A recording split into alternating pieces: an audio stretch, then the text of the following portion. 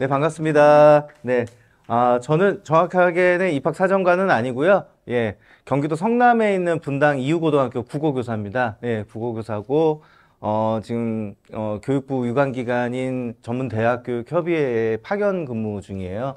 그래서 작년부터 올해까지 2년째 파견 근무 중이다 보니까, 그 전국을 돌아다니면서 이렇게 진로진학 설명회만 합니다. 그래서, 어제는 제가 오송에 있었고, 그 전날 경주에 있었고, 뭐 지금 이 강의 끝나면 또 구미로 갑니다. 그래서 저는 1년 365일 중에 150번을 넘게 강의를 하다 보니까 거의 집에 거의 없어요. 그래서 이게 작년과 올해에 이어서 저의 일종의 숙명이라고 생각하고 올해까지 이 일을 좀 최선을 다해서 해보려고 합니다. 제가 오늘 맡게 된 부분은 이제 전문대학 입학 정보 안내입니다. 사실 전문대학에 대해서 전통적으로 많은 학부모님들이 이제 가지고 계신 생각들이 상대적으로 일반 대학과 비교했을 때 좀 학업 성적이 좀 부족한 친구들이 많이 가는 거 아닌가라고 생각하시는 분들이 많았어요. 근데 지금 현실적으로는 좀 그런 사고방식이나 고정관념이 좀 바뀔 수밖에 없는 상황이 됐습니다. 왜 그러냐면 사실 일반 대학 자체도 맘먹고 지금 자기가 가려고 생각을 하면은 그닥 어렵지는 않습니다. 그러니까 제가 뭐 딱 일주일 전이었던 것 같아요. 일주일 전에 광주의 한 고등학교에서 학생 여러분들은 어느 학교를 보통 제일 선호합니까? 이렇게 물어보니까 보통 한 요즘에 반에서 학생들이 25명 정도 되는데 그 중에 한 3명 정도가 뭐 인서울을 원합니다. 원한다는 표현보다는 갑니다. 졸업생들의 경우에 그렇게 이야기를 하고 4등, 5등 정도 됐을 때 뭐 전남대 보통 갑니다. 이렇게 얘기하더라고요. 마찬가지로 제가 그 전주에는 또 대구에 있었는데 대구에서 뭐 당장 이제 내일도 구미로 가지만 여러분들은 어디를 제일 원해요? 그럼 서울을 빼고 얘기한다면 어디를 원해요? 그럼 이렇게 물어보면 이제 아무래도 대구 학생들은 이제 경북대 얘기를 많이 하거든요. 거기 학생들도 보통 비슷했어요. 그 일반적인 인문계 고등학교 학생들, 지방의 광역시 단체에서 인문계 고등학교 학생들의 경우에 뭐 1, 2, 3등은 뭐 어디를 가고 한 4, 5등 6등 뭐 이 정도 되면은 자기 이제 거점 지방 국립대를 간다 이런 표현들을 쓰더라고요. 근데 제가 그 친구들에게 좀 재미난 걸 보여줬습니다. 뭐였냐면 바로 전년도 그 대학들, 그 지방 국립대학 대학들의 편입 경쟁률 표를 보여드렸어요. 근데 사실 옛날에는 편입이 너무 어려워서 이렇게 공부하느니 차라리 서울대가 가고 말겠다 이런 표현도 있을 정도였는데 지금 걔네들 그 학생들한테 전년도 그 편입 경쟁률을 보여주니까 모두 다 깜짝 놀랐습니다. 왜 그러냐면 학사 편입이 아니라 그냥 일반 편입, 그냥 생 일반 편입. 상대적으로 학사 편입에 비해서 일반 편입의 경쟁이 어려움에도 불구하고 실제 경쟁률 뚜껑을 열어보니 평균적으로 2대1, 3대1 정도밖에 안 됐어요. 그리고 심지어 어떤 과들은 나름 인기과라고 생각할 수도 있었던 과들인데 1대1 정도밖에 안 됐습니다. 그러니까 무슨 얘기냐? 뭐 소위 좀 전통적으로 그래도 어느 정도 항상 고정적으로 인기가 있는 사범 계열 같은 경우에 지금 아까 말씀드린 그 대학들의 뭐 물리교육과 지금 대학교 홈페이지에 다 나와 있기 때문에 공개되어 있기 때문에 입학처 홈페이지에서 실제로 한번 직접 보셔도 됩니다. 그러니까 보시면 작년에 물리교육과 1대1, 수학교육과 7명 뽑는데 10명 지원 뭐 요 정도예요. 그러니까 다시 말해서 내가 전문대학을 졸업을 했던 2학년을 마쳤던 일반 대학에서 2학년을 마쳤던 아니면 집에서 학점은행제로 70학점 정도를 이수를 했던 그냥 인강만 듣다가 그냥 지원해도 그냥 붙을 수밖에 없는 구조예요. 다시 말해서 내가 어떤 특정 대학을 뭐 가고 싶어 한다. 특정 전공을 하고 싶어 한다. 뭐 소위 말해서 정말 쉽게 말씀드려서 의대 제외하고 그리고 서울의 아주 주요대 제외하고는 자기가 지금 20살에 반드시 한꺼번에 다 이루는 거 아닌 이상 계속 그 꿈을 품고 있으면 언젠가 그 자리에 있습니다. 그러니까 지금 사실 국가적으로는 안 좋은 이야기예요. 왜 그러냐면 그만큼 학생 수가 너무나 감소가 돼가지고 그렇게 나름대로 주요하다는 그런 거점 국립대들조차도 지금 학생 수급 문제가 지금 이 정도 수준으로 굉장히 어렵다라는 얘기거든요. 그러다 보니 과연 어차피 내가 대학을 가려고 한다면 그렇게 쉽게 갈 수 있는 시대가 됐는데 그럼 무조건적으로 남들이 가듯이 그렇게 가는 게 과연 맞는가라는 의문들을 사람들이 지금 품고 있는 거죠. 일단 교육과정의 목표 자체가 다릅니다. 그러니까 일반 대학 같은 경우에는 학교 교육과정의 목적 자체가 학문 연구에 있어요. 대학은 원래 무슨 취업 컨설팅 해주는 그런 뭐 취업 알선소가 아닙니다. 원래 그게 맞아요. 예. 그 사실은 시대가 변해가지고 뭐 취업률이 높고 낮고 이런 걸로 많은 분들이 그걸 따지고 좋은 대학 나쁜 대학 따지는데 취업률 낮다고 해가지고 나쁜 대학은 아닙니다. 원래 목적이 그게 아니에요. 예, 학문 연구예요. 그렇지만 전문대학은 달라요. 전문대학은 첫째도 둘째도 셋째도 무조건 취업에 있습니다. 그러다 보니까 지방의 상당수 많은 대학교의 학생들을 이렇게 그 현재 구성원들을 살펴보면 3학년, 4학년들이 많이 사라져 있습니다. 그러니까 1, 2학년대로 처음에 이렇게 입학을 했다가 성적 맞춰서 어찌됐든 간에 4년제 일반 대학을 갔다가 생각을 해보니까 이게 취업이 쉽지가 않은 거죠. 그러다 보니까 이럴 거면 차라리 내가 어떤 특정 대학에 뭐 철도 전문과를 철도과를 가가지고 뭐 KTX나 뭐 이런 거 운전하는 자격증을 따겠다든가 아니면 어떤 부사관 학과를 가가지고 뭐 기술 부사관이 되겠다든가 아니면 요즘에 전문대학교를 사실상 먹여 살리고 있다고 해도 과언이 아닌 간호학과를 가가지고 뭐 돈을 많이 벌겠다든가 뭐 이런 식으로 자신의 어떤 뚜렷한 진로를 설정해가지고 그거에 대한 미래를 개척하는 그런 시대로 변했다. 상당 부분 여러분들이 많이 모르실 수도 있는데 서울의 주요 대학들, 주요 전문대, 간호학과 같은 경우에 예를 들면 뭐 경기도 수원에 있는 동남보건대학교라든가 서울에 있는 서울여자간호대학교라든가 여기에 지금 간호과들은 전년도 입시 그 결과를 보면은 평균 내신이 아니고 커트라인 정도가 2점대예요. 평균 등급이 2점대예요. 사실 보통 학교에서 입점대 등급은 굉장히 높은 등급이거든요. 그러니까 뭐 반에서 무조건 뭐 상위 한 7, 8% 안에 들어야 나올 수 있는 그런 성적인데 지금 전통적으로 학부모님들이 생각하시는 그래봐야 전문대인다 이렇게 생각하실 수 있을지 모르겠지만 사실 뚜껑을 열어보면 굉장히 점수가 높다. 예. 근데 모든 전문대가 그런 건 아니다. 그러니까 내가 분명 비전이 있고 나만의 어떤 미래를 개척할 수 있는 어떤 좀 굳은 심지를 갖고 있으면 그거에 맞춰서 전문대를 진학을 하는 것이 자신의 성적과 무관하게 진학하는 것이 사실상 미래를 위해서 더 좋은 걸 수 있고 제가 미리 사전에 본격적인 PT를 하기 전에 깔아두고 싶은 얘기는 뭐냐면 사실 이제 100세 시대라고 하죠. 그렇기 때문에 대학을 한 번이 아니고 여러 번 나야 될 수도 있습니다. 저는 그렇게 생각합니다. 그러니까 우리 지금 슬픈 현실은 저도 이제 현직 고등학교 교사지만 제가 이렇게 돌이켜서 생각을 해보면 입시를 마치 전쟁터로 여기고 그 전쟁터에서 승리한 사람들의 전리품처럼 지금 대학을 여기고 있는 게 아닌가라는 생각이 좀 들어요. 굉장히 불행한 일이죠. 그것이 아니라 나름대로 20살에 반드시 모든 걸 결정짓는 것이 아니고 예를 들면 아직 내가 진로가 뚜렷하지 않을 경우에는 사회생활을 좀 하다가 뒤늦게 대학을 갈 수도 있고요. 그렇게 좀 열린 사고방식을 좀 가지셨으면 좋겠다. 그런 말씀을 미리 좀 드리고 본격적으로 시작하도록 하겠습니다. 아까 말씀드린 대로 저는 경기도 성남의 분당 이후고등학교 국어교사고요. 대학교육협의회에 파견 근무 중입니다. 올해 2년째. 내년에는 다시 학교로 돌아갈 거고 EBS와 KDI에서 수업을 했거나 수업을 하고 있습니다. 서강대를 비롯해서 다수 대학에 입학사정과 자문위원을 했습니다.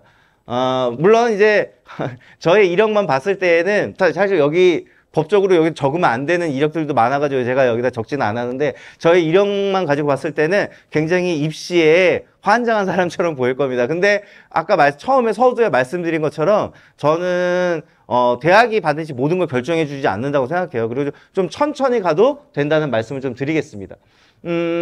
먼저 크게 이 세 가지 중에 전문대학 졸업생의 진로에 대해서 이야기를 할 건데 제가 이런 표를 한번 보여드릴게요. 이게 무슨 얘기냐면 과거엔 전통적으로 일반 대학을 졸업해서 취업하는 길만 사람들이 생각을 했어요. 근데 그게 전부가 아니라는 거예요. 저기 보면은 일반 대학 다음에 편입, 유턴 입학이란 표현이 있죠. 사실 여러분들이 네이버에서 그냥 유턴 입학 이렇게만 쳐도 상당히 많은 기사들을 보실 수 있어요. 요즘 유턴 입학이라는 말이 마치 유행어처럼 된 거예요. 이게 무슨 얘기냐면 아까 처음에 그 제가 서두에 말씀드렸던 것처럼 일반 대학을 갔다가 이 길로 갔을 때 자기가 뭔가 취업을 할 수 있지 않을 것 같다라는 생각이 들었을 때 이럴 거면 차라리 내가 그냥 다시 전문대로 가겠다라는 생각들을 갖는 학생들이 늘어나고 있는 거죠. 그러니까 일반 대학 갔다가 오히려 백을 하는 거죠. 뒤로 돌아가서. 실제 작년에 나왔던 어떤 뭐 언론 보도들 보면 다 검색이 가능하신데 뭐 서울의 한 일반 대학 교수님이 정년퇴임을 하셨어요. 명퇴도 아니고 다 채워서 정년퇴임 하시고 자기 꿈에 그리던 제주도 한 달 살기를 하려고 내려가가지고 제주도를 한 달 살기를 해봤더니 너무 좋은 거야. 너무 좋아가지고 뒤늦게 커피 바리스타 학과에 들어가셨어요. 거기 제주 한라대학교에. 그래서 제주도에서 카페를 차려보겠다. 그 성공 유무와 상관없이 그런 결심을 하신 그 교수님께 굉장히 존경의 마음을 갖게 됩니다. 그러니까 우리는 부모님들 또는 선생님들이 아이들에게 하는 가장 완벽한 거짓말 중에 하나가 저는 3년만 참아라 라고 저는 생각해요. 3년만 참는다고 끝나지 않습니다. 우리 죽을 때까지 계속 시험 봅니다. 예. 이걸 진실을 말씀드리는 게 더 맞다고 생각해요. 수능 끝난다고 해서 시험이 끝나니까 그렇지 않죠. 계속 시험 봅니다. 죽을 때까지 시험 봅니다. 그리고 그 시험의 종류라는 게 꼭 지필고사만 있는 건 아니죠. 인생이 계속 시험에 드는 순간들이 한두 번이 아닙니다. 그죠? 예. 그래서 어차피 시험은 계속 본다라고 자기가 생각을 해야 되고 그때마다 우리는 계속 재교육을 받아야 돼요. 직업이 한 번이 아니고 여러 번 바뀔 수밖에 없어요. 아이들은 학교에서 어른들, 부모님을 제외하고 유일하게 거의 사실상 만나는 어른이라고 할 수 있는 사람이 선생님들밖에 없어요. 근데 선생님들은 되게 특수한 직군의 사람들입니다. 자기 전공대로 직업을 가진. 국어교육과나 국문과를 나와서 국어선생하고 영어교육과나 영교과를 나와서 영어선생하고 이렇게 아주 특수한 직군의 사람들이죠. 근데 실제로 우리나라 사람들은 대부분 그렇지는 않습니다. 제가 볼 때는 과반수 이상, 아니 그보다 훨씬 이상이 자기 전공대로 직업을 선택하지 않아요. 그쵸? 예. 그러니까 우리는 사실 계속 재교육을 받아야 돼요. 예. 그렇기 때문에 일반 대학 갔다고 해가지고 바로 이제 고생 끝, 뭐 행복 시작. 그리고 또 대기업, 흔히들 얘기하는 어른들이 이야기하는 성공 방식. 명문 고등학교, 명문 대학교, 대기업. 이 길이 반드시 꼭 성공이라고 얘기할 수 있느냐. 저는 꼭 그렇게 보지도 않습니다. 시대가 많이 달라졌다는 말씀을 좀 드리겠습니다. 자, 그 다음에 전문대에 가는 친구들은 과거에 전통적으로 바로 취업만 생각들을 많이 했어요. 근데 꼭 그렇지가 않다. 전문대학교를 졸업한 친구들이 학사학위를 받는 학사학위 전공 심화 과정이라고 있습니다. 그러니까 2학년을 마쳤으면 2년제로 끝나는 학과 같은 경우에는 2년을 더 야간에 추가로, 그러니까 학업과 일을 병행하는 거죠. 일을 하면서도 학업을 좀 병행해서 뭐 2년 더 추가로 수업을 듣고 학사 학위를 받을 수 있고요. 아니면 전문대학을 졸업하자마자 바로 일반적인 대학에 편입하는 방법도 있습니다. 아니면은 그대로 바로 취업하는 방법. 저는 사실상 가장 아래가 가장 이상적일 수도 있다고 생각해요. 모르겠습니다. 오늘 제가 이 강의하는 것 자체가 대학 입학 박람회인데 뭐 이런 얘기를 하는 게 과연 온당한지 모르겠지만 가장 이상적인 거는 사실 어떤 대학을 갈 필요도 없이 취업을 바로 해보는 것도 저는 굉장히 좋다고 생각을 합니다. 그리고 저기 편입에 대해서 잠깐 하나 말씀을 드리자면 무시험 연계 편입이라는 게 있습니다. 전문대학교에는 무시험 연계 편입. 그게 무슨 얘기냐면 어떤 특정 전문대와 어떤 특정 일반 대학이 일종의 이해하기 쉬운 표현으로 말씀드리자면 자매결연 같은 걸 맺는 거예요. 그래가지고 이 전문대학교 이 학과를 졸업한 사람들은 이 대학교 이 학과에는 무시험 연계편이에요. 말 그대로 무시험으로 들어갈 수 있다. 이런 표현입니다. 쉽게 말씀드려서 뭐 실제 실예로 말씀드리자면 뭐 광주에 가면 조선이공대학교라고 있어요. 조선이공대. 거기에 어떤 과를 나오면 다 조선대학교 무슨 과. 건국대학교 무슨 과, 뭐 이런 데에 그냥 바로 들어간다 이거죠. 그러니까 이런 무시험 연계 편입에 대한 모든 자료들은 다 입학처에 나와 있어요. 예. 그리고 지금 오늘 여기 참여한 전문대들, 다수, 대학들도 다들, 보통 3개 대학 중에 2개 대학은 다 무시험 연계편의 학과들을 다 갖고 있습니다. 그러니까 학부모님들 상당 부분이 그걸 모르세요. 근데 사실 무시험 연계편입이라는 말도 약간 무색해진 건 뭐냐면 그냥 보통의 일반 대학들도 아까 말씀드린 대로 주요 대학들조차도 편입 경쟁률이 2대1도 안 되는 상황이 됐는데 주요 대학이 아닌 경우에는 그냥 다 미달이라고 보시면 됩니다. 예. 그러니까 다 가요. 결국에는 다 가요.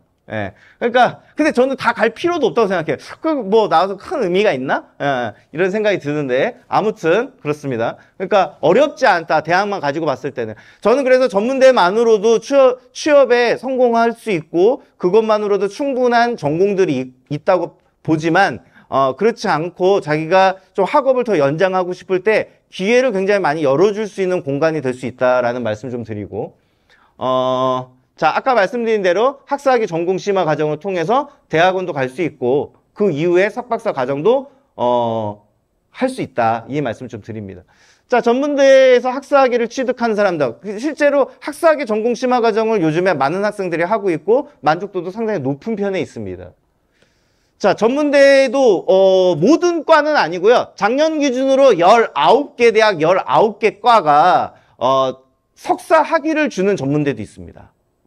19개 대학 19개 학과가. 근데 그 학위를 준다 안 준다가 중요한 게 아니라 그거를 줄 수 있는 국가에서 지정한 대학과 그 학과는 어떤 곳일까요? 분명히 약간 좀 비전과 이런 전망이 굉장히 밝은 학과이겠죠. 그래서 약간 일종의 보증수표 같은 거다. 그러니까 고등학교에 마이스터 고등학교가 있다고 친다면 사실 마이스터 대학교도 있다. 많이 홍보가 안 돼서 그렇지 그런 것들이 있다라는 말씀 좀 드립니다.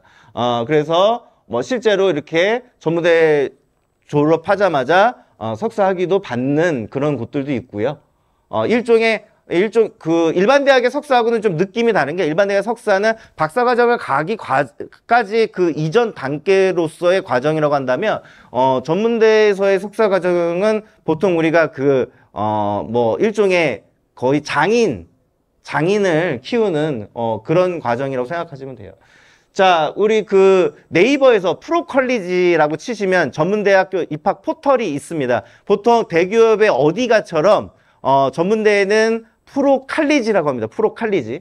거기에 들어가시면 입학정보 자료집 그 게시판에 보시면 여기 이런 PDF 파일을 다운받을 수 있어요. 원래 고등학교에 다 있습니다. 학교 담임 선생님들이나 아니면 진로 선생님들이 다 이 책자를 한 권씩은 다 갖고 있게끔 다 이제 교육부에서 발송을 합니다. 자, 그래서 이 책을 볼 수 있는데 학생이나 학부모님들 역시도 PDF 파일 정도는 이 프로칼리지 사이트에서 다운로드 하실 수 있어요. 여기 보시면 이 자료집을 통해 가지고 어떤 특정 전공 분야, 예를 들면 저 맨 오른쪽에 상단에 나와 있는 것처럼 항공운항 서비스 분야는 어떤 것들이고 설치한 대학들은 어떤 대학들이 설치해 놨는지 그런 것들이 다 나와 있습니다. 그러니까 이런 걸 통해서 자신의 어떤 좀 역으로 내가 관심 있는 진로를 한번 탐색해 볼 수도 있겠고요. 그 특정 탐색한 학과의 모집 전형에 대해서도 전년도 기준으로는 이게 다 보실 수 있습니다. 자, 이렇게 나와 있고. 이거는 이게 작년 건데요. 이제 올해 거 새로 나왔습니다. 이게 저번 주에 이제 막 나왔고요. 지금 학교에 순차적으로 전국에 1,500개 고등학교에 순차적으로 지금 발송 중에 있습니다.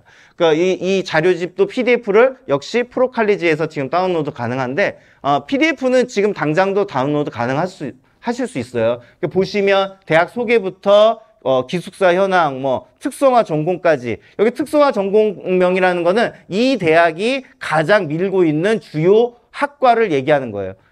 그런 것들이라든가 아까 말씀드린 저 8번 무시험 연계편이 이 대학은 어떤 일반 대학이랑 일종의 자매 결연이 맺어져 있어서 시험 없이도 연계 편입이 가능한지도 다 나와 있습니다. 자, 요런 거 한번 보시고 11번의 계약학과 같은 경우에는 뭐냐면 이거는 일종의 이런 자매 결연이 일반 대학과 맺어져 있는 게 아니고 아예 기업체하고 맺어져 있는 거예요.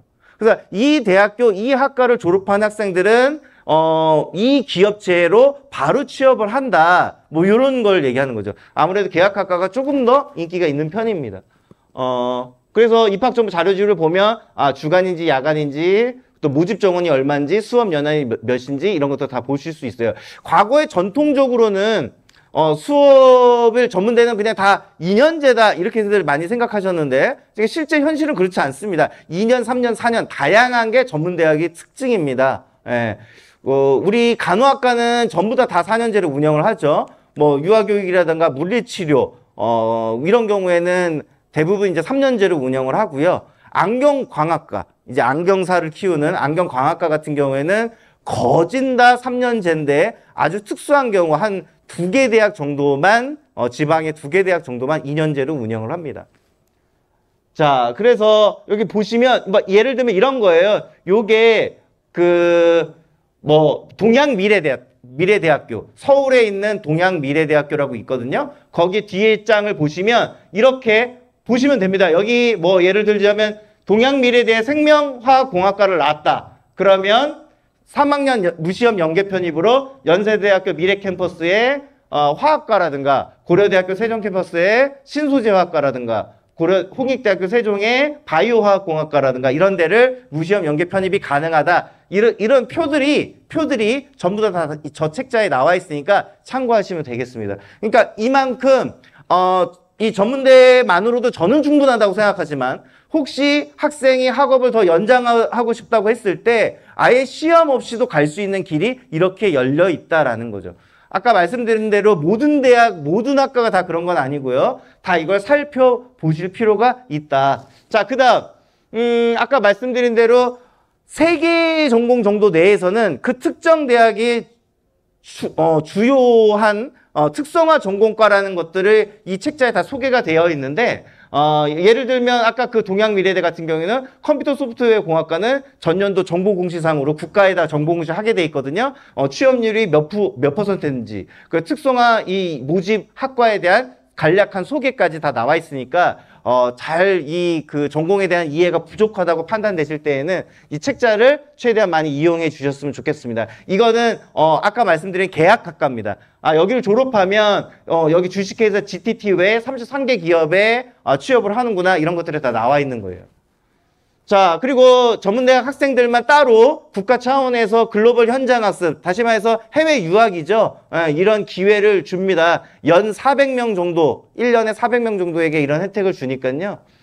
이거는 일반 대학에 없는 혜택입니다. 그러니까 전문대 활성화 차원에서 국가 차원에서 계속 지원해 나가고 있는 그런 사업이다. 뭐 이거 참고하시면 될 것 같고, 요거는 이제 2023년도에 정경련에서 조사를 했던 거예요. 뭐였냐면 대학생들을 대상으로 지금 구직 실태를 조사를 했어요. 정경련에서 조사를 해봤더니 적극적으로 지금 나는 구직 활동을 하고 있다. 그 대학교 졸업 학생들 대상으로 적극적으로 구직하고 있다 하는 학생들이 21% 밖에 안 된다는 거예요. 그러면은 아예 그냥 자기는 시험 준비하겠다. 난 이 전공 상관없이 시험 준비하겠다. 19.8%. 그리고 쉬고 있다 6.7%, 거의 안 한다 22.7%, 의례적 구직. 의례적 구직이라는 건 뭐냐면 일종의 자기가 이게 취업에 성공하리라고 기대를 하고 구직 활동을 하는 것이 아니고 예를 들면 뭐 실업급여를 타려고 한다거나 아니면 기타 다른 등등의 이유 때문에 그냥 이력서를 넣기만 할 뿐인 거지 뭐 이렇게 적극적으로 막 이렇게 열심히 노력하고 있지 않은 학생들을 얘기하는 거예요. 그러면 이 사람들을 다 합치면 소극적 구직자가 57%, 7.6%라는 거예요. 그리고 사실 타 진로를 준비한다는 친구들도 따지고 보면은 이 대학을 안 나왔어도 할 수 있는 준비들인 거잖아요. 그렇게 합치고 나면 실제로 우리나라에 약 80% 정도 되는 학생들이 자기 전공대로 삶을 살고 있지 않다라는 거예요. 굉장히 국가적 낭비라고 할 수 있죠. 자, 그래서 뭐 구직 실태 보면은 너 왜 그 구직 활동 적극적으로 바로 취업 안 하고 있냐? 이렇게 물어보면 아직 내가 뭐 좀 공부가 부족해서. 근데 사실 그렇게 공부가 부족하다고 할 수 있을까요? 대한민국의 대학생들만큼 이렇게 자격증 많고 영어 공부 열심히 하는 학생들이 있을까 싶습니다. 그러니까 굉장히 일자리가 굉장히 줄어든다고 생각을 해서 더더욱 이게 구직의 어려움을 겪고 있는 거죠. 근데 정작 전문대 인기 학과들은 여전히 취업률 거의 80% 이상을 자랑하고 있는 걸 봤을 때에는 어떻게 보면은 우리의 이런 진로 교육 자체가 좀 변화가 있어야 되지 않을까라는 생각이 좀 듭니다. 예. 적극적 구직자 중에 서류 합격이 단 한 번이라도 된 사람은 10명 중에 3명밖에 없습니다. 채용 트렌드는 계속 변하고 있어요. 과거에는 특정 어떤 기업이 한 번에 뭐 예를 들면 3월 달이면 3월 달 뭐 500명이면 500명 이렇게 대거 학생들을 뽑았어요. 근데 지금은 그런 공채가 사라지고 있습니다. 그러니까 다 요즘에는 다 수시 채용이야. 수시로 뽑아요. 그러니까 어떤 자리가 딱 났을 때 이때 이 한두 명의 빈자리를 위해서 수시로 채용을 하는 시대가 됐단 말이죠. 그러다 보니까 다 직무 중심. 어떤 연수를 통해 가지고 대형으로 막 400명, 500명을 연수를 해 가지고 이 자리 배치를 하는 것이 아니고 당장 이 빈자리를 바로 채워서 바로 일할 수 있는 인재를 찾고 있다는 얘기예요. 그런 측면에서 봤을 때는 전문대가 분명히 강점이 있다라는 거죠. 일반 대학은 다시 말해서 학문 연구지만 전문대학은 실무 현장에서 바로 일할 수 있는 능력을 가르치는 곳이기 때문에 그런 점에서도 취업에 있어서는 더욱 유리한 부분이 있을 수밖에 없다. 자, 그래서 취업률 격차는 늘 어느 정도 일반 대학보다 전문대학이 높은 현실이 유지되고 있다.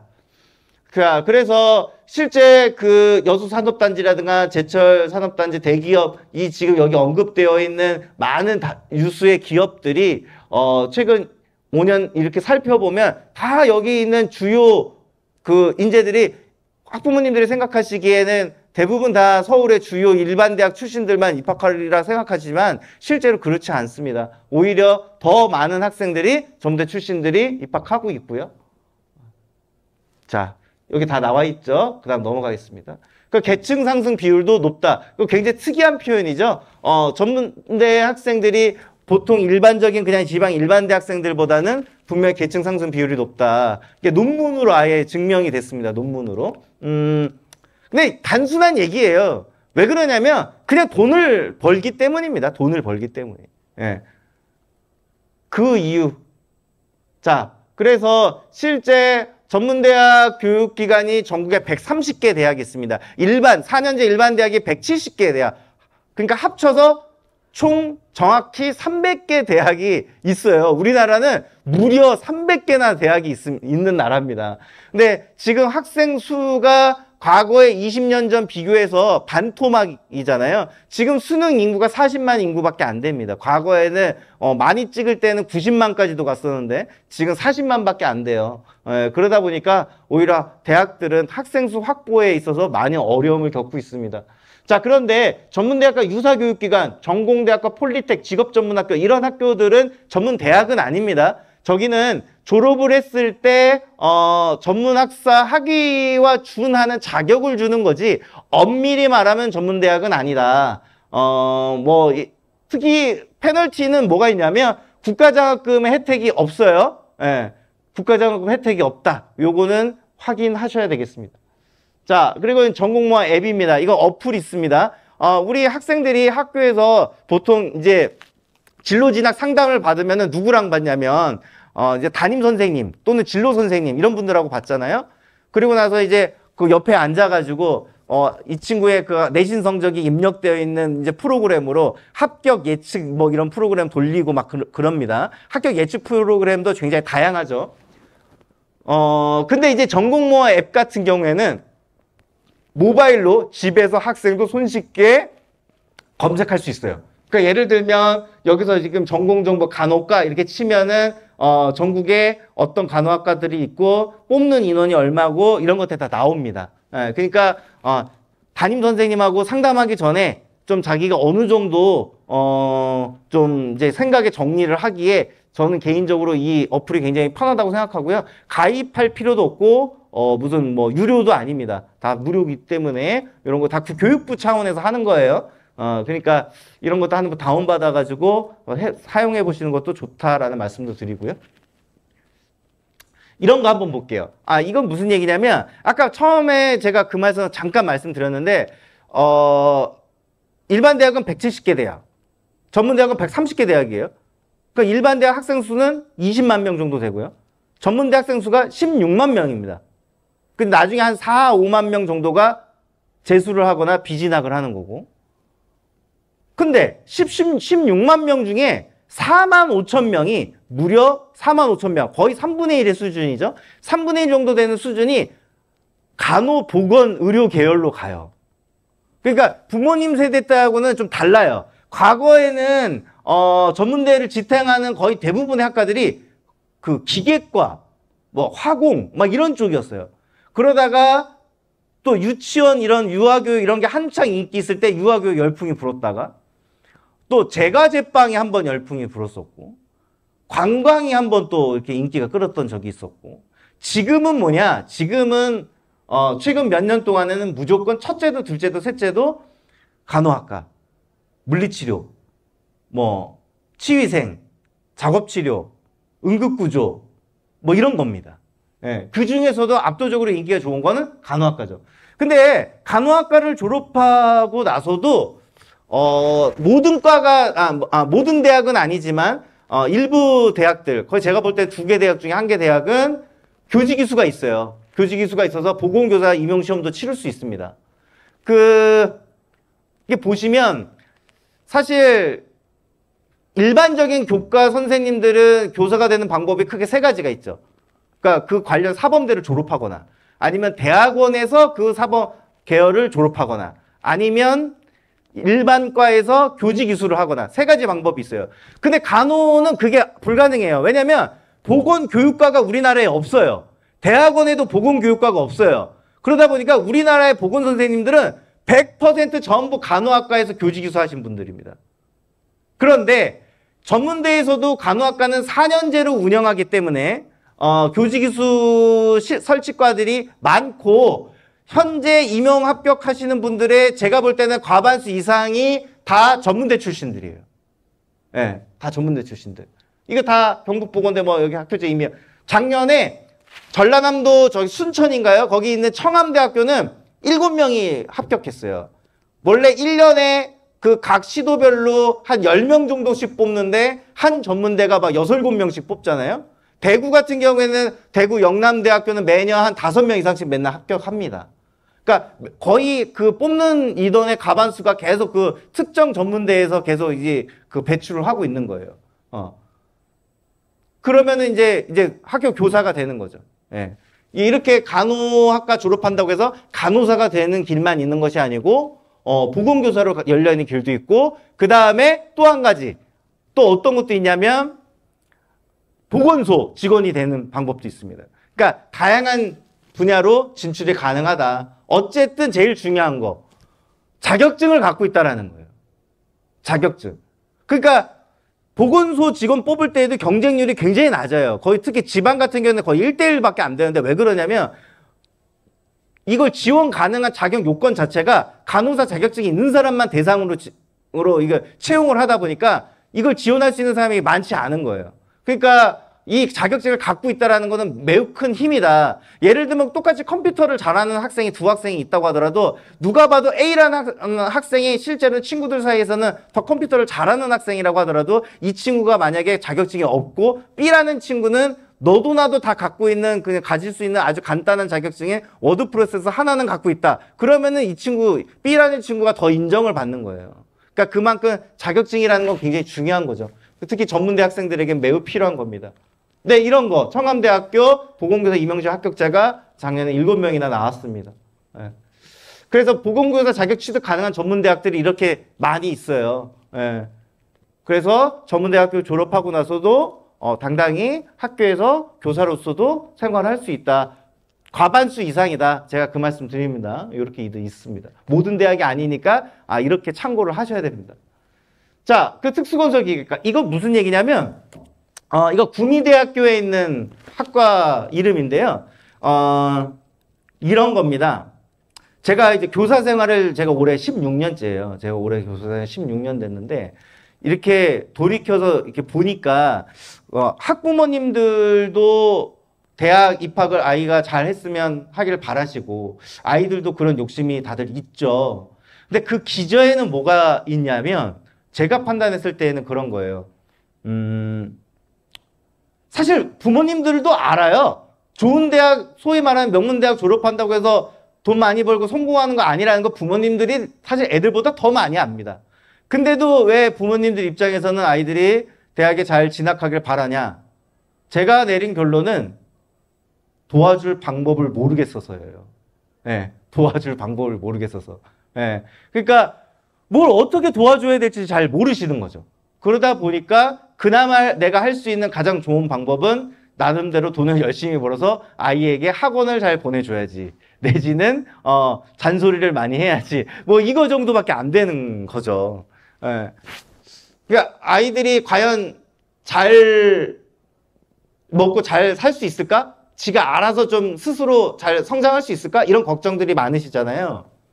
근데 아까 제가 제일 처음에 말씀드린 것처럼 제가 매년 150군데의 강의를 하는데 아직도 기억나는 게 작년 요맘때에 강원도 영월에 있는 한 시골 학교에 강의를 갔는데 한 학년에 학생 수가 9명밖에 안 됐어요. 근데 그 중에 7등 하는 친구가 있는 거예요. 근데 그 친구 한 명 때문에 그 학교 선생님이 저한테 제가 여기 강의 올 때 구미대학교 여기 특수건설기계과 뭐 교수님이든 관계자를 데리고 입학처 관계자를 데리고 왔으면 좋겠다는 거예요. 알고 봤더니 그 친구가 여길 가고 싶어 해서 그렇다는 거죠. 그래서 너는 여기를 왜 가고 싶니? 라고 물어봤더니 이런 겁니다. 자기 꿈은 직업군이 자기 공부를 잘하지도 않고 군대를 가고 싶다. 그래서 부사관과를 가고 싶었는데 잘 탐색을 해보니까 원래 뭔가의 직업에 대해서 뚜렷해지고 좋아하게 되면은 관찰하게 돼요. 관찰하게 되면 많이 정보가 수집이 되죠. 근데 알고 보니까 생각보다 부사관이 평생 직장인 줄 알았는데 생각해보니까 이렇게 쭉 살펴보니 30대 중반이면 많이들 그만두더라. 진급이 빠르지 않으면. 근데 부모님들 다 아시잖아요. 특히 남자분들 다 아시잖아요. 뭐 직업군이 평생 직업인 것 같아 보여도 진급 빠르지 않으면 중간에 뭐 그만두게 되는 거 아시잖아요. 그 친구가 19의 나이에 그걸 알게 된 거야. 그러면 방법이 없을까? 하고 좀 더 탐색을 해보니까 그냥 부사관이 아니고 전투부사관이 아니고 기술을 갖고 있는 기술부사관이 되면 그러니까 금다이아죠. 준이. 그러니까 기술부사관이 되면 자기가 평생 직장으로 이 부사관과를 의미 있게 사용해서 부사관이 잘 될 수 있겠구나라고 이제 알게 된 거예요. 그랬더니 딱 보니까 구미대학교에 이 특수건설기계과라는 게 있네. 그러면은 여기 뭐가 좋지? 보니까 이 학과에서는 굴삭기 운전면허를 딸 수 있는 거예요. 굴삭기 운전면허를. 그래서 부사관을 가더라도 그냥 부사관이 아니고 굴삭기를 담당하는 부사관. 지금 드론 부사관도 있습니다. 드론 부사관. 드론만 날리는 부사관도 있고요. 실제로 드론 부사관과도 있고요. 의무 부사관과도 있습니다. 근데 그 친구는 이걸 보게 된 거예요. 실제로 구미대학교 이 특수건설기계과는 국방부하고 자매결연이 맺어져 있어서 2년 내내 국방부가 장학금으로 등록금을 대줘요. 그래 등록금도 안 들고 자격증도 따고 자기가 부사관 되면 좋고 부사관이 안 되더라도 이 굴삭기 운전면허는 내가 이거 갖고 있으면 굶어 죽진 않겠구나 이 생각을 한 거예요. 이 친구는 아까 말씀드린 대로 그 9명밖에 되지 않는 작은 학교에서 7등 정도밖에 하지 않는 낮은 학업 능력의 소유자이지만 제가 이 친구의 부모님이라면 아무런 걱정을 하지 않을 것 같아요. 왜냐하면 지가 알아서 지가 살 도리를 알아서 잘 탐색하고 연구하고 고민하고 찾고 뭐라도 이게 시도해 보려고 하는 그런 자세를 갖고 있잖아요. 절대 굶어 죽을 일은 없겠다 싶지 않겠습니까? 그죠? 예. 저는 전문대가 그런 의미에서의 강점이 분명히 있다고 생각을 합니다. 자, 그래서 기술부사관 이런 과들이 있어요. 헬기정비과도 있고요. 조선기계공학과. 조선기계공학과 같은 경우에는 이제 해군 이런 데도 갈 수 있겠지만 우리나라의 그 조선소 취업도 가능한 거죠. 이런 것도 다 있습니다. 그리고 전통적으로 그냥 자동차과도 아니고 저 맨 위에 나와 있는 것처럼 미래 전기 자동차, 수소 자동차라든가 전기 자동차라든가 요즘 뜨고 있는 이런 자동차 특수한 기술들을 더 추가적으로 배우는 그런 미래지향적 전공들이 지금 많이 펼쳐져 있습니다. 그러면 강점을 제가 여태까지 얘기한 것도 사실 강점인데 요약해서 한번 말씀드리자면 일단 취업률이 훨씬 높고요. 학사학위 취득도 자기가 원하면 가질 수 있고 다양한 진로 그러니까 전문대로 끝나는 게 아니에요. 편입을 할 수도 있고 대학원 진학도 할 수 있고 전문 자격도 얻을 수 있습니다. 유턴 입학, 오히려 일반 대학 가는 사람들이 다시 되돌아오고 있다 말씀도 드렸고 채용 시장에 유리하다는 말씀도 드렸습니다. 오히려 예를 들면 이런 거예요. 그 웹툰 애니메이션 이거 관련해 가지고 웹툰 쪽에 관심 있는 사람들이 첫 번째로 많이 꼽는 제가 현재 고등학교 교사니까 누구보다도 잘 알죠. 저희 아이들이 제일 많이 가고 싶어하는 데들이 한예종이에요. 한예종. 근데 한예종이 아니고서야 저는 사실 바로 그 다음으로 갈 수 있는 좋은 대학교가 뭐 청강문화산업대학교. 오늘 여기 오진 않았지만 경기도 이천에 있는 청강문화산업대학교 이런 데를 많이 선호합니다. 경기도 하남시에 있는 공립학교예요. 한국애니메이션고등학교 학생들의 실제 졸업하고 나서 현실적으로 진학한 결과들을 보면 한예종을 제외하고는 청강문화산업대를 제일 많이 선호를 해요. 왜 그러냐? 한예종을 가면 이론을 배웁니다. 그런데 청강문화산업대를 가면 바로 실제 기업 현장에서 해야 되는 일들을 배워요. 그러다 보니까 제가 그 경기도 성남에 있는 학교 교사잖아요. 제가 실제 사는 곳도 성남인데 저 성남에 뭐가 있냐면 판교가 있어요. 판교 테크노밸리가 있는데 거기 우리나라 최고의 그 예를 들자면 게임 회사들이 다 몰려 있어요.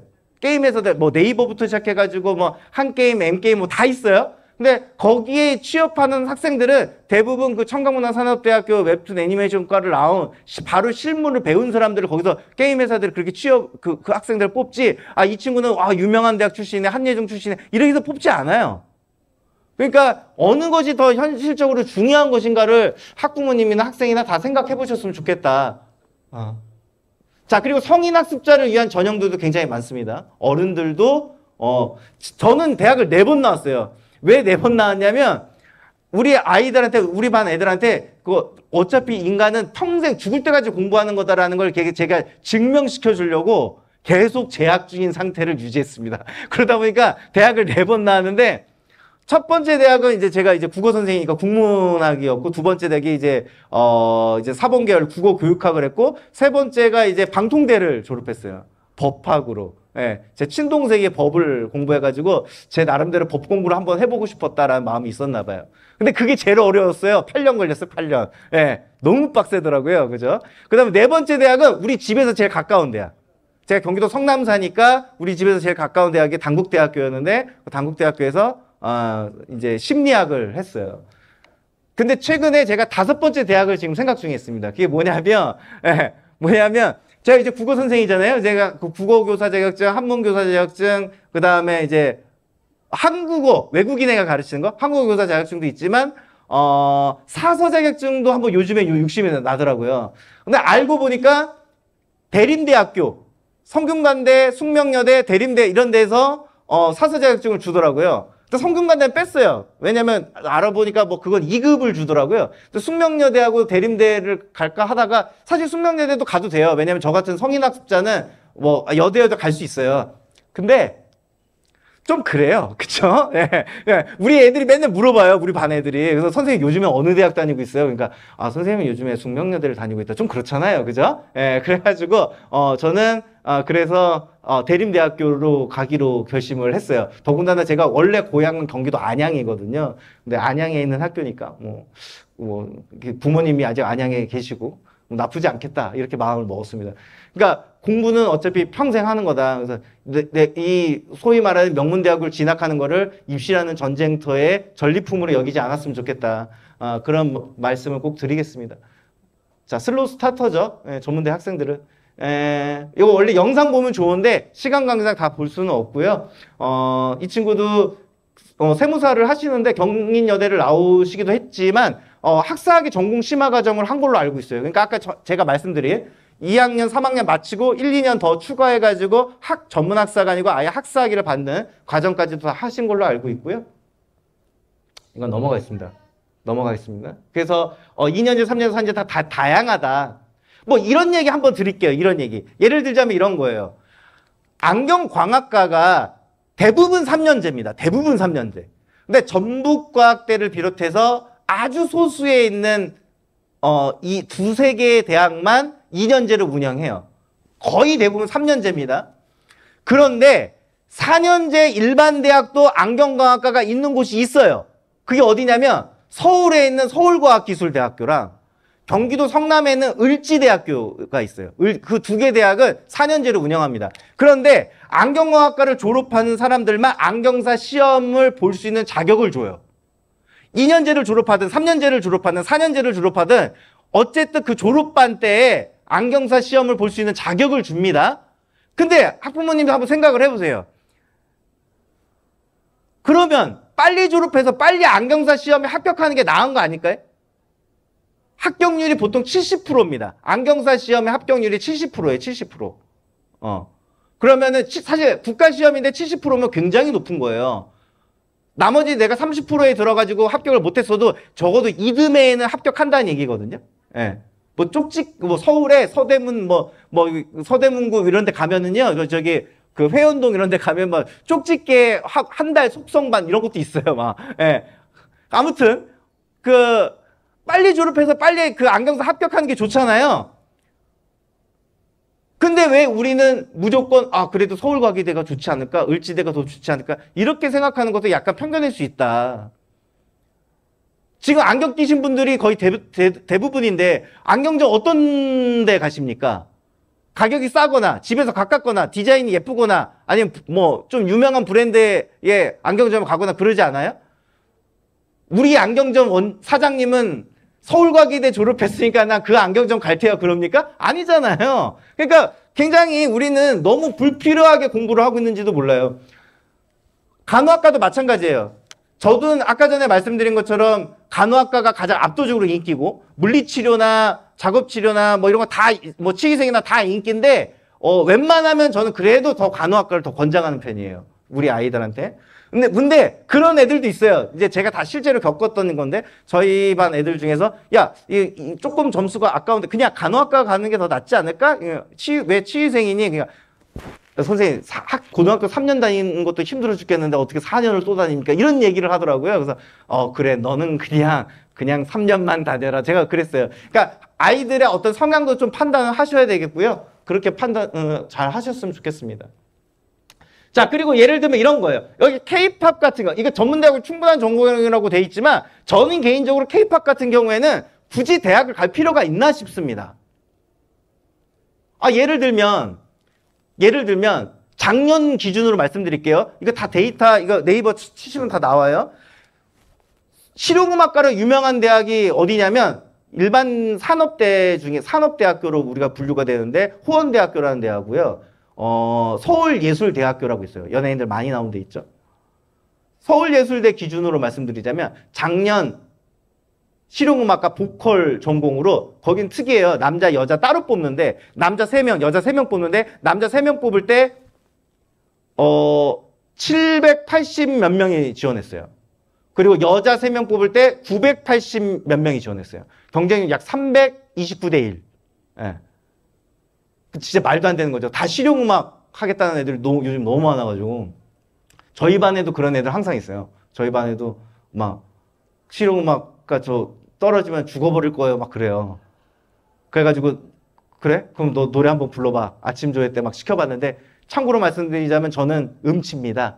근데 이 친구 노래를 들어보니까 오히려 제가 이 친구보다 더 잘 부르는 것 같더라고요. 예, 그런 경우가 되게 많아요. 예, 근데 이제 꿈은 막 서울예대 가겠다 막 그럼 담임으로서 어떡합니까? 네, 환장하는 거죠. 근데 사실은 냉정히 얘기하면 지금 아이들이 좋아하는 가수들이 다 실용음악과 나왔나요? 대부분이 안 나왔어요. 뭐 뉴진스니 르세라핌이니 뭐 다 안 나왔어요. 좀 커리어가 있는 여가수 뭐 아이유 같은 경우에 대학 나왔나요? 고등학교도 중퇴한 걸로 알고 있습니다. 저는. 그러니까 실용음악과 나온다고 해가지고 가수 되는 거 아니고 못 나왔다고 가수가 안 되는 거 아니잖아요.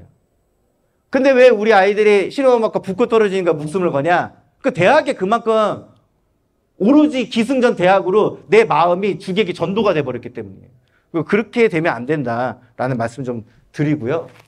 여기 나와 있는 과들이 최근에 인기 있는 거. 특히 저기 반려동물. 아까 말씀드린 간호보건의료 계열 다음으로 두 번째로 인기 있는 직종이 요즘에는 압도적으로 반려동물입니다.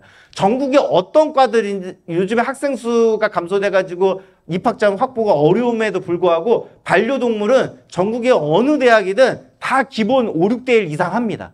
예, 굉장히 인기가 많고요. 전통적으로는 학부모님들이나 학생들이나 반려동물 하면 그것만 생각하세요. 반려동물 임의용, 뷰티만 관련 생각하시는데 그렇지가 않다. 디테일하게 들어가면 저기 연암대 같은 경우에는 반려동물 재활과도 있습니다.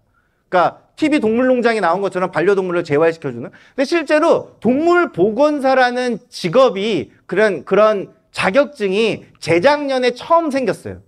국가 자격증으로. 그전에는 반려동물 관련한 학과들은 전부 다 민간 자격증이었는데 재작년부터 농림축산부에서 직접 발행하는 걸로 동물보건사라는 직종이 생겼고 대충 10개 대학 중에 8개 이상의 대학들이 반려동물과 졸업하고 나서 그 시험 볼 자격이 주어집니다.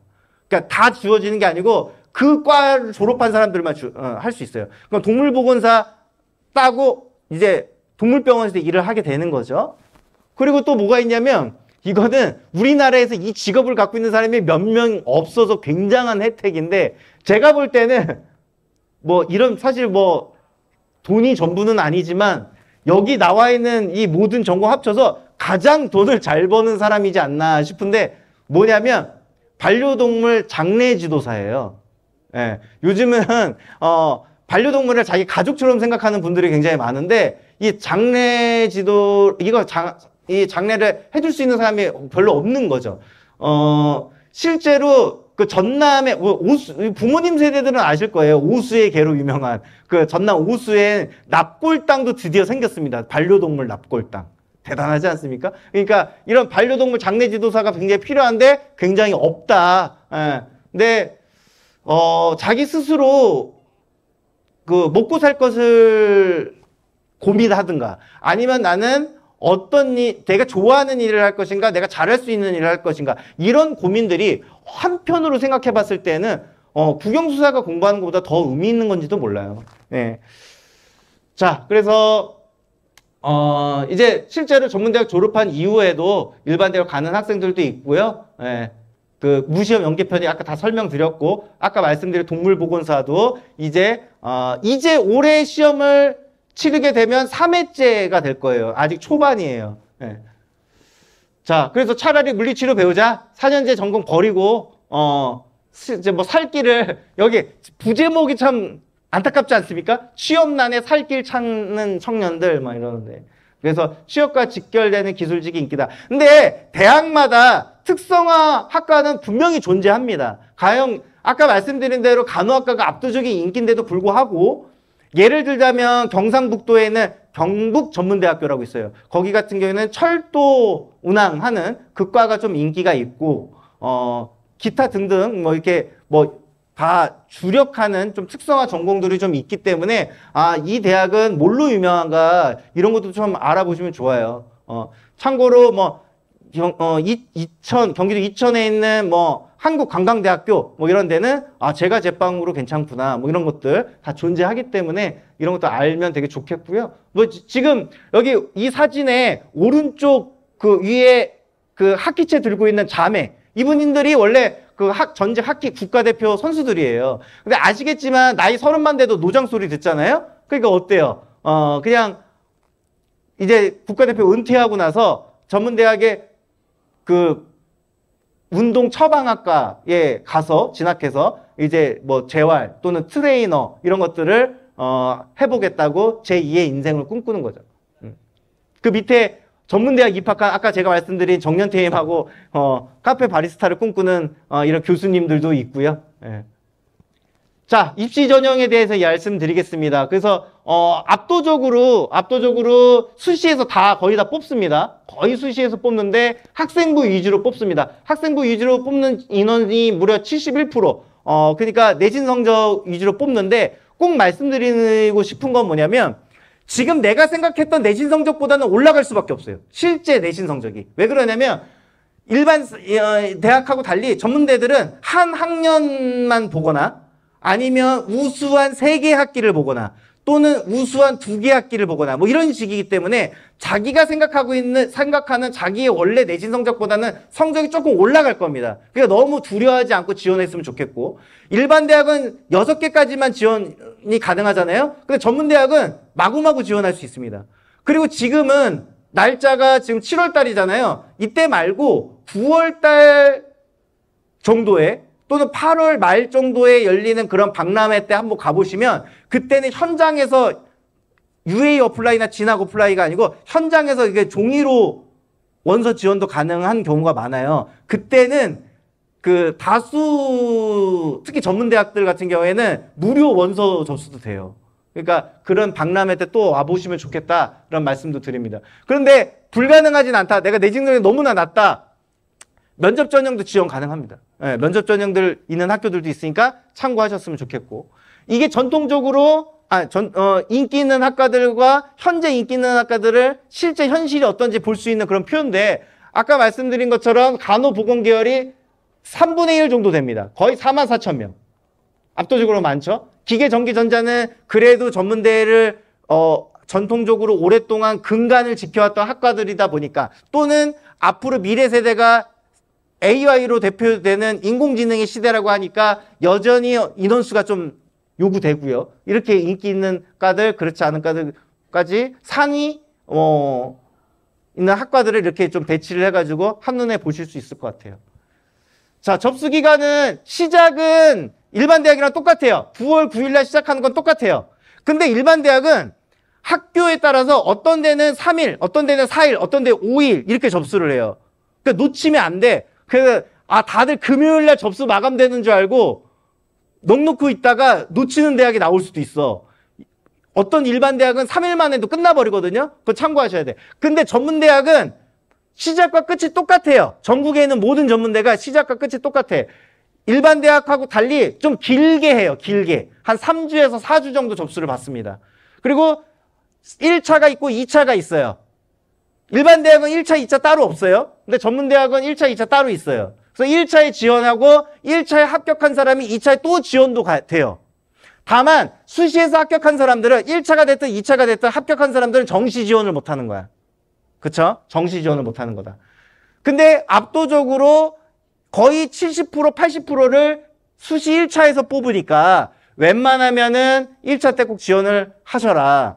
그리고 수시 1차 때 합격하고 나서도 조금 욕심이 나면 2차 때 좀 욕심나는 전문대 학과에 도전 지원을 하시면 또 좋겠다. 이미 합격하고도 또 쓸 수 있으니까 그 말씀 드립니다. 자, 그리고 여기 나와 있는 대로 수시 1차에서 거의 70% 뽑는다고 했어요. 2차 때 20%, 정시 때 10%. 근데 이 말씀도 드릴게요. 정시 때 10%라고 하지만 저기 비율은 굉장히 낮은데 워낙에 다수의 학생들이 일반 대학이든 전문 대학이든 수시 때 다 빠져나가 버려가지고 정시 때 경쟁률이 생각보다 높지는 않다. 예. 그러니까 너무 우려할 필요는 없다. 정시 때에도 충분히 지원 가능해서 합격할 수 있다. 그 말씀도 좀 드립니다. 자, 그리고 아까 말씀드린 학사학위, 전공 심화과정 이런 것들이 있고요. 이런 것도 군부사관 뭐 이런 것들도 아주 중요한 건 아니니까 좀 대충 넘어가겠습니다. 예. 제가 일단 준비한 PT는 다 말씀드렸고요. 팁을 하나 말씀드리자면, 가령 이런 거예요. 아까 무시험 연계편이 말씀드렸는데, 그러니까 경북대니 전남대니 뭐 이런 지방 국립대들도 경쟁률이 지금 3대 1도 안 되는 현실이다. 편입 경쟁률이. 그러니까 결국에는 언젠가 우리 아이가 거기 원하면은 그냥 가면 돼요. 그냥 가면 돼. 수도권에 있는 뭐 예를 들자면 경기도 수원에 있는 수원대학교 그냥 미달이에요. 그냥 다. 예. 그런 현실이에요. 그러니까 지금 어떻게 보면 수시만 너무 과열이 되어 있는 거다. 그래서 이게 너무나 과열되어 있는 이 전쟁에서 꼭 반드시 아이가 좋은 결과가 내지 못했다고 하더라도 너무 우울할 필요는 없다. 그 말씀 꼭 드리고, 일반 대학으로의 편입도 있지만 전문대에서 전문대로 가는 좀 뭐랄까요, 전문계 전문대졸 특별 전형이라는 것도 있어요. 전문 대졸 특별 전형. 그러니까 무슨 얘기냐면 아까 제가 말씀드렸던 서울예대 실용음악과 329대 1이었잖아요. 예, 329대 1. 그럼 우리 아이는 죽을 때 그럼에도 불구하고 무조건 실용음악과 가겠다는데 그러면 329대 1이면은 영원히 불가능한 걸까요? 뭐 이런 얘기를 해요. 불가능하진 않다. 그러니까 내가 집에서 학점을 이수를 하든 다른 전문대학교를 졸업을 하든 일반 대학에 2학년을 마쳤든 근데 사실 집에서 학점은행제로 70학점 이수하는 게 더 빠를 것 같아요. 1년 만에도 딸 수 있으니까. 그러고 나면은 일반 전형이 아니고 전문 대졸자 특별 전형이라는 걸 쓸 수 있어요. 그러면 아까 말씀드린 329대 1이 14대 1로 줄어듭니다. 14대 1. 선생님 근데 14대 1도 너무 높은데요? 그러면 가수를 하지 마세요. 네, 그죠? 그 말씀을 좀 드립니다. 네, 네. 알겠습니다. 그러면 뭐 더 특별한 질문 없으면 여기서 마치도록 하겠고요. 장시간 얘기 들어주셔서 감사합니다. 네, 지금까지 분당 이후고등학교 국어교사 정혜빈이었습니다. 감사합니다. 예.